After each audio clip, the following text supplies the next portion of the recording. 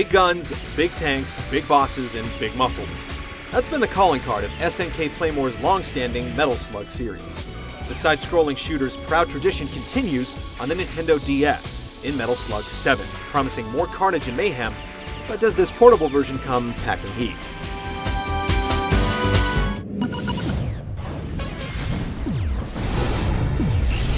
Though Metal Slug 7 takes place before the events of Metal Slug 4, it's largely a continuation of the system found in Metal Slug 6. Players blast their way across various levels, tackling all manner of side-scrolling enemies, traps, and bosses.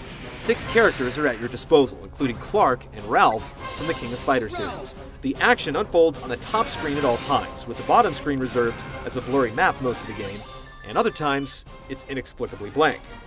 The single-player campaign offers the traditional path of destruction through 7 levels, as well as 3 difficulty settings. Even on the easiest setting, many will struggle to make it through in one piece. You'll roll up the body count and navigate some platforms before taking on a fierce boss. Attack patterns aren't that complex, yet outlasting the onslaught will seriously test your reflexes. First introduced in Metal Slug 6, the Combat School returns with 80 additional missions. They provide new objectives ranging from saving POWs to zanier antics like keeping a beach ball afloat. Some of the missions are a breeze, while others are downright sadistic. They're all short though, so they easily become addicting. Unfortunately, there's no multiplayer component, which is a cardinal sin for this franchise.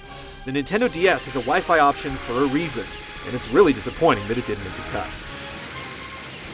Even with the 80 extra missions, Metal Slug 7 is a short game. Unless you're the type of player that likes to master games on multiple difficulties, the play per dollar is pretty minimal.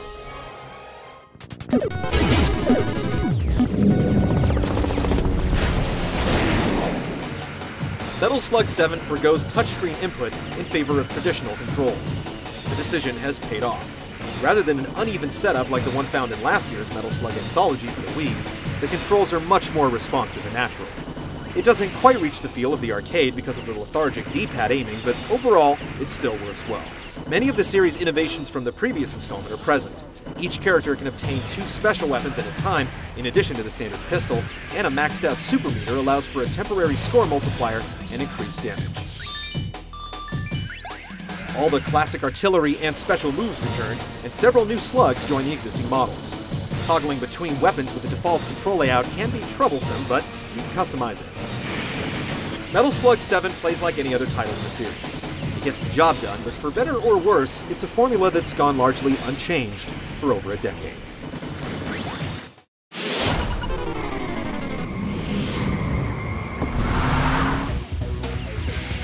The game's visuals don't push the envelope, but there's never any slowdown, even with the amount of action going on.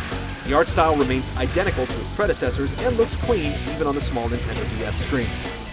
Sound effects are done well, even retaining the announcer's voice. Much like the rest of the game, the presentation is exactly what you expect, with few improvements. Metal Slug 7 delivers a solid single-player experience, but the lack of multiplayer makes it one of the weaker games in franchise history. It's also coming to Xbox Live Arcade sometime in the near future, which could potentially be a better deal. But for those who want a quick action fix on the go, Metal Slug 7 answers the call.